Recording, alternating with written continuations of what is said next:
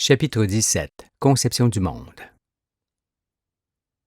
Lors de mon ascension dans le ciel, je vis que les hommes furent créés au commencement de l'ère quaternaire.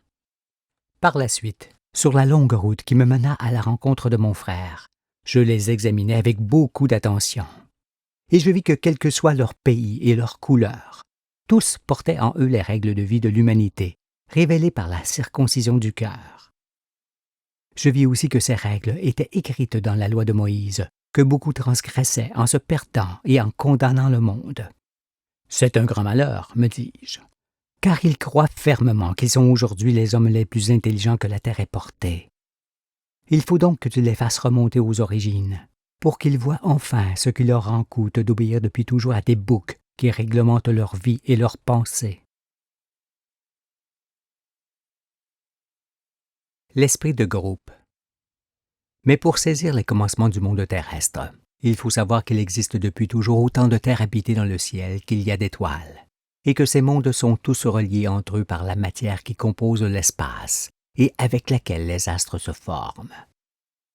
N'imaginez donc plus l'espace intersidéral entre les astres et intergalactique entre les galaxies, dépourvu de matière. Imaginez-le au contraire entièrement constitué de cette matière éthérée et subtile, l'essence, à partir de laquelle les astres se forment et se renouvellent, en étant tous reliés. Ainsi vous serez armés pour comprendre la suite des explications. Il faut également savoir que les ondes sont des vibrations de la matière, et que si certaines d'entre elles se propagent dans l'espace, c'est grâce à cette essence qui compose ce dernier. Or, de tous les êtres vivants émanent des ondes, et notamment celles qui forment la pensée humaine. L'esprit, c'est la pensée qui remonte de soi et qui s'envole pour laisser la place à d'autres pensées qui s'élèvent à leur tour, en créant ainsi un courant de pensée en soi et hors de soi. Il est en effet nécessaire que la pensée s'évapore pour qu'elle puisse se renouveler continuellement. L'esprit émane donc constamment de l'homme, comme un parfum. Et il peut se fondre avec d'autres esprits semblables pour n'en faire qu'un seul, et plus grand que l'on appelle esprit de groupe. Une personne seule et isolée peut réfléchir tranquillement, alors qu'elle ne peut plus le faire au milieu d'une foule dense qui lui happe l'esprit. On peut comparer cette foule à un incendie qui aspire les petites flammes qui le composent, ou à un groupe qui absorbe tous les individus qui le constituent. Un esprit ainsi formé est un esprit grégaire pouvant changer une multitude en un seul organisme, comme cela apparaît avec une meute de chiens qui chassent ensemble, ou à travers un banc de poissons qui se meuvent comme un seul, ou dans une nuée d'oiseaux qui évoluent dans le ciel comme un corps unique, ou dans une multitude de lucioles qui s'éclairent et s'éteignent en même temps. On peut le voir aussi avec d'autres êtres encore qui, groupés et serrés, forment pareillement un seul corps et un seul esprit directeur, auquel tous obéissent. Cette forme grégaire des choses et des êtres est générale dans l'univers, car tout ce qui existe est composé de la sorte. L'esprit céleste. Quel est le rapport de ces phénomènes de l'esprit de groupe avec le monde et Dieu? Voici, comme l'esprit remonte de l'homme, il remonte aussi d'une foule, d'une ville, d'un peuple, de tous les peuples de la terre et de toutes les terres du ciel. Et les étoiles ont un souffle qui propage dans l'espace cet esprit qui remonte des terres qu'elles éclairent et des mondes qui s'y trouvent, si bien que tous ces esprits ajoutés et mêlés n'en forment plus qu'un seul dans tout l'univers. Sans limite d'intelligence et de grandeur, il est l'esprit éternel du Tout-Puissant, cet esprit qui crée un monde vivant sur chaque nouvelle terre. Car le vivant qui se trouve dans l'intérieur des êtres ne vient point des êtres, mais de l'extérieur, et de tout l'univers forcément. Il s'agit du souffle de Dieu qui existe et se propage partout. Nous voyons ainsi, et pareillement à des petites lumières groupées qui fusionnent en une seule grande lumière, que les esprits des hommes fusionnent et forment un esprit grégaire immense qui s'élève dans les terres. Il apparaît alors que tous les astres de l'univers évoluent au sein de l'Esprit céleste et que, bien qu'unique, ce grand esprit est la somme de l'esprit des anges qui sont les êtres humains les plus nombreux de l'univers. Ceux-ci existent de toute éternité parce que Dieu et les anges sont un. C'est pourquoi les anges ne peuvent s'identifier qu'à Dieu. Jésus l'explique lorsqu'il dit qu'il est au sein du Père et que le Père est en lui. Cela parce que les saints d'esprit sont les demeures de Dieu. Ne voyez donc pas un mystère dans la résurrection des morts s'opérant aujourd'hui par le Fils qui change l'esprit de l'homme en celui de l'ange. Car c'est aussi pour cette raison que Dieu dit encore dans la Genèse: « Mon esprit ne restera pas toujours dans l'homme, car l'homme n'est que chair, et ses jours seront de 120 ans. » Cela parce que le temps de l'homme est court. Il ne dure que peu dans l'individualité et 10 000 ans dans le sens de l'humanité. Après quoi, l'homme s'éclaire, son esprit change et devient ange. Sinon, il disparaît. Formation des êtres. Pour saisir notre propre existence sur cette terre et dissiper les ténèbres, soyons conscients que la création des végétaux, des animaux et des hommes est le fruit d'une volonté. En effet, puisque aucune créature n'a pu naître de sa propre initiative depuis que le soleil brille et que la terre a de l'eau, il fallut forcément une initiative première à partir de laquelle le monde fut créé. L'initiative étant toujours issue d'une volonté et une volonté d'un esprit.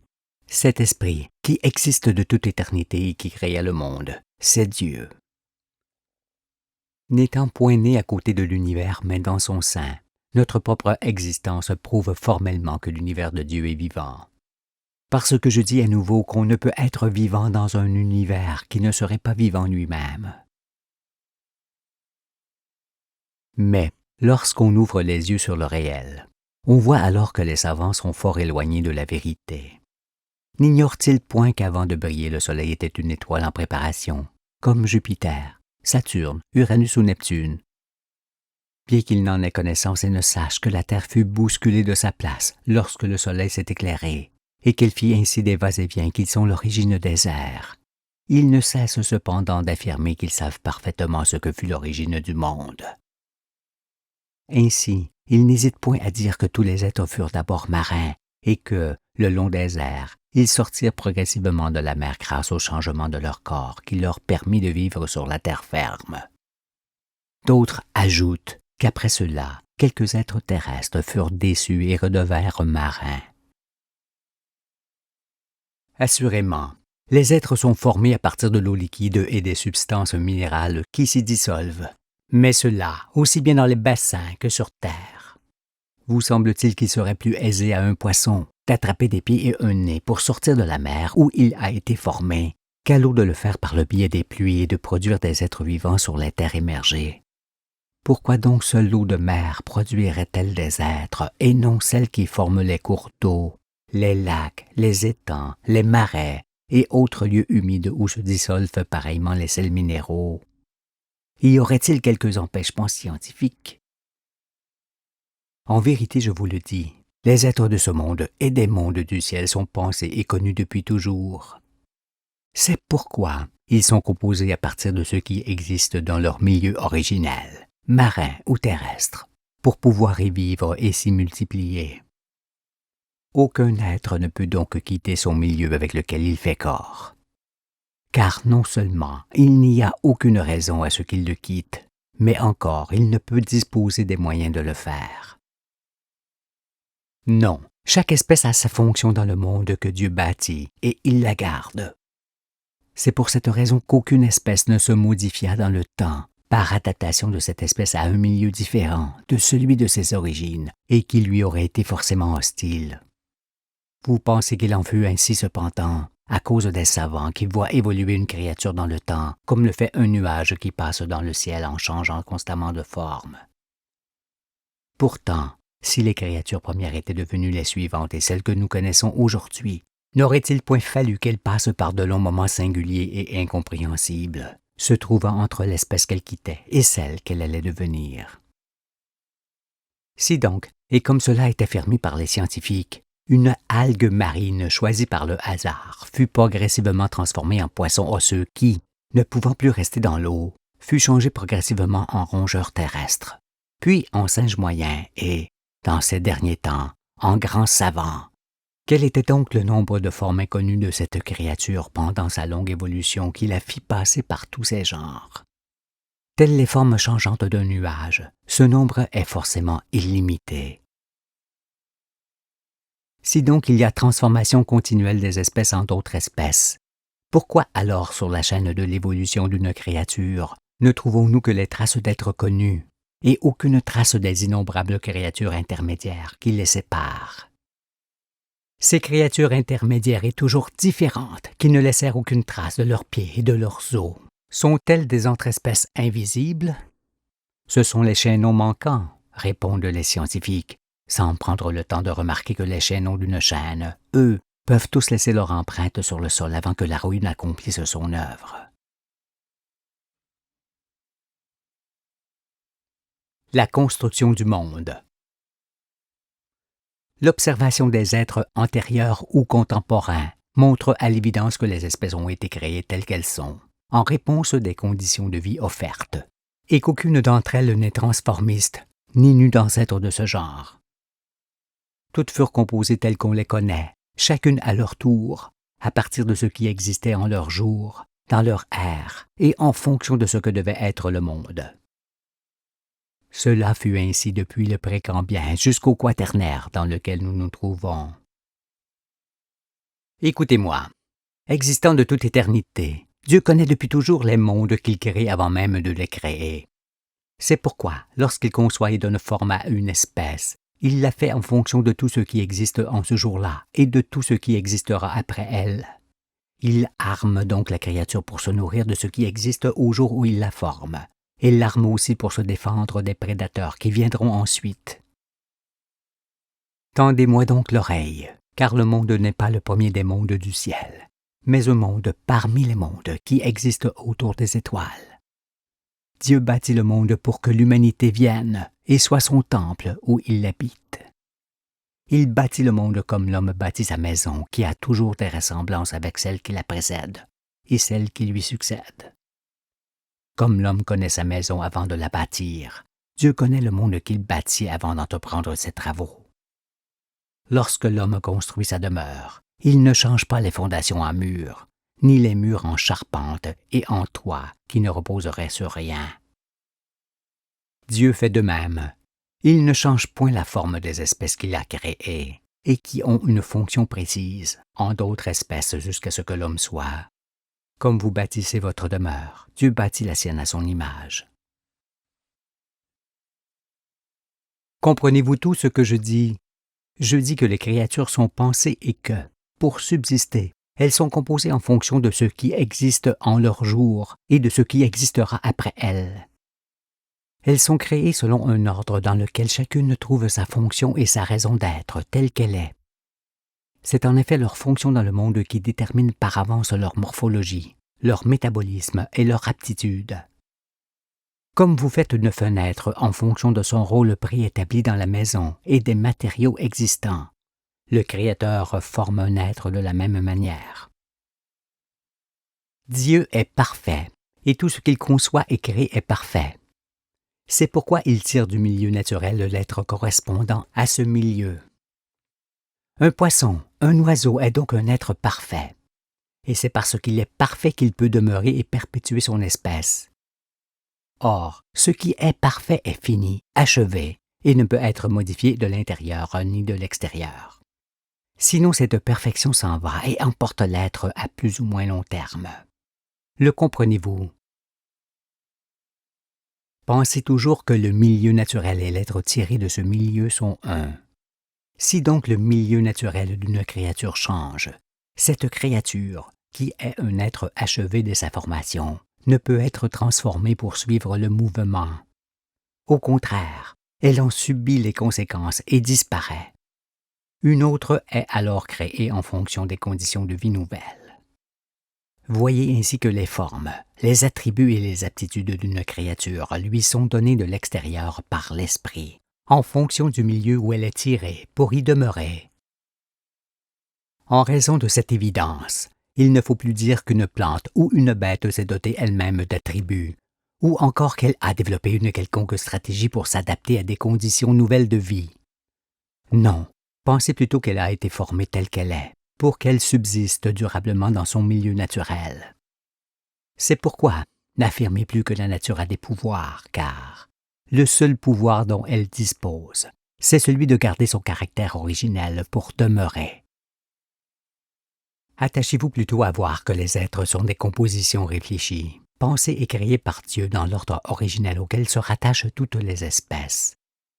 Voyez également que lorsqu'une espèce était formée dans un milieu déterminé, elle enrichissait d'autant ce milieu par sa présence, à partir duquel l'espèce suivante était créée, en étant bien souvent prédatrice de la précédente. Entendez ici que la créature est toujours la juste réponse et la somme de ce qui existe dans le milieu où elle est composée. Ainsi, de composition en composition nouvelle, on en arrive à l'homme, qui est la somme de toutes. Il est donc placé au sommet de la création, parce qu'il porte forcément en lui tout ce que les autres créatures réunies portent en elles. Étant dernier né sur terre, l'homme est l'héritier de tous les êtres qui le précédèrent. Il n'est donc pas une espèce comme les autres, car il n'est pas fondation, ni mur, ni charpente, ni toit, comme le sont les espèces dans leur genre. Il est maison tout entière dans laquelle Dieu habite. Plus aucun être ne pouvait donc être créé après l'homme, qui est forcément l'être le plus grand qui puisse exister. Ici ou ailleurs, il est toujours le représentant de la divinité. La Terre est un des innombrables jardins du ciel qui, à partir de l'eau, des minéraux et des changements climatiques, s'est continuellement enrichi d'espèces nouvelles jusqu'à ce que l'homme soit. L'on voit ainsi que sans les végétaux et les animaux qui précédèrent Adam et Ève, ceux-ci n'auraient pu être créés. Et c'est pour qu'ils dominent sur tout que Dieu leur donna un corps qui se tient debout, car debout signifie la domination. C'est pourquoi les bêtes qui se déplacent face contre terre redoutent l'homme, d'autant qu'elles ressentent qu'il est comme Dieu. En raison de cela, plus une bête est intelligente, plus elle craint l'homme, et plus volontiers elle se soumet à lui, parce qu'elle ressent mieux que les autres bêtes ce qui vient d'être dit. L'étude des changements climatiques, consécutifs au va-et-vient que la Terre fit par devant le Soleil, fera apparaître plus clairement encore que les espèces végétales, animales ou humaines, n'ont jamais été l'objet d'un changement de morphologie ou d'aptitude, mais qu'elles furent toutes créées selon leur genre, en fonction de ce qui existait en leur temps, et telles que nous les connaissons. Rien n'a changé en elles. Que l'on cesse alors de prétendre que l'homme est une bête comme les autres, qu'il marchait autrefois à quatre pattes et qu'il s'est exceptionnellement redressé le long des âges, parce que cela ne rend pas resplendissant d'intelligence ceux qui l'affirment, ni ne les couvre de dignité. Non, l'étude des astres nous montrera dans la certitude que l'homme fut créé dans 4 couleurs, il y a peu de temps et tel qu'il est de nos jours.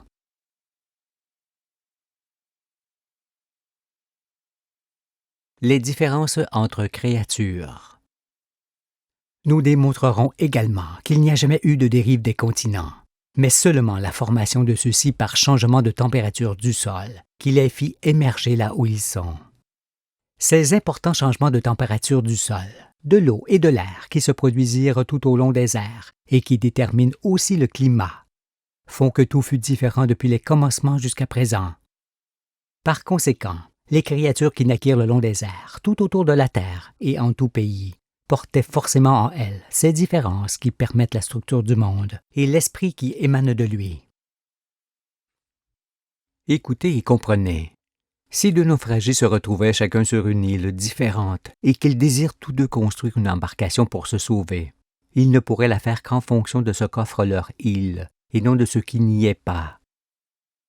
Mais, quoique ressemblantes, ces 2 barques seraient différentes, parce que les éléments pour les faire ne seraient pas identiques sur chaque île. Eh bien, c'est pour ces mêmes raisons indéniables qu'il existe des différences entre les créatures qui ne peuvent sortir ensemble du même endroit et de choses semblables. Il s'avère alors qu'entre races, qu'entre peuples et qu'entre familles et individus de ces peuples, il y a des différences de perception, de déduction, d'interprétation et par conséquent de comportement, ce qui est fort enrichissant et parfait pour le monde. Puisqu'il en est ainsi pour 2 êtres voisins et originaires du même pays, Cela sera encore plus marqué entre deux individus de races différentes, habitant côte à côte. C'est pourquoi, si l'Autochtone se conduit dans son pays comme il convient de le faire, avec les éléments qui s'y trouvent, l'étranger, lui, se conduira comme il le ferait dans son pays d'origine, ce qui ne manquera pas de créer des sources de conflits, l'étranger étant la mauvaise réponse des lieux et du peuple. Par fraternité, on peut aller dans tous les pays du monde pour rendre d'amicales visites à leurs habitants et partager le savoir avec eux. Mais on jette le trouble si on y établit son domicile, et la confusion si l'on s'y multiplie.